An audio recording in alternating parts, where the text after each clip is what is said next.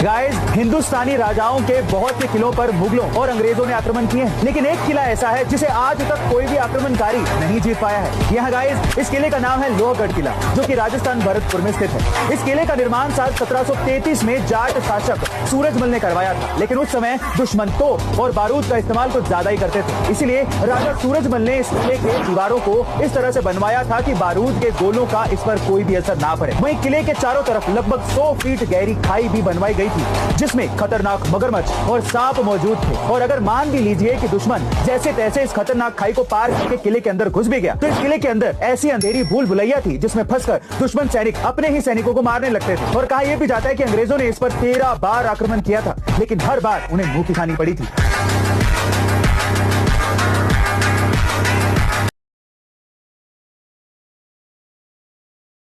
ने आगरा के किले को जीत लिया। आगरा मुगलों की दूसरी राजधानी रही है। भाई मुगल कहां रहते थे? या तो दिल्ली रहते थे या फिर कहां रहते थे?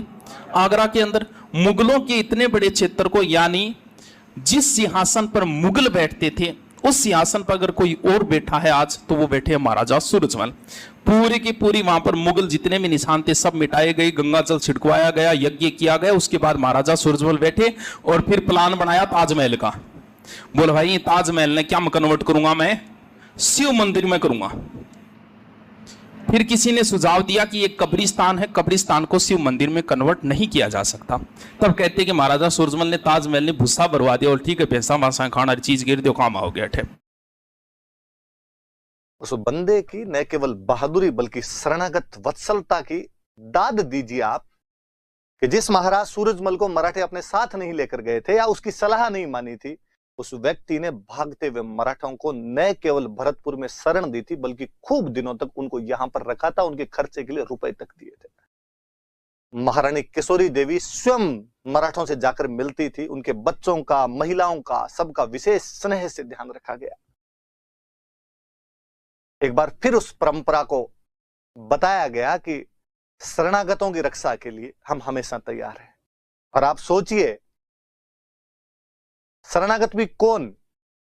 वो मराठे जो हमसे बिना सलाह लिए चले गए थे, हमसे मेल मिलाप नहीं रख रहे थे, वो तो कोई बात नहीं। किसके खिलाफ आप शरण दे रहे हो? अहमद शाह अब्दाली के खिलाफ, जो उस समय का एक बड़ा दुर्दांत योद्धा था। तो ये भी तो डर होना चाहिए कि कल को ये अपने पर एक तरफा सिस्टम चल है, एक तरफा टोरा झटका, जित जाके डॉलर रुक जा, चल ओड़ा छोरा झटका।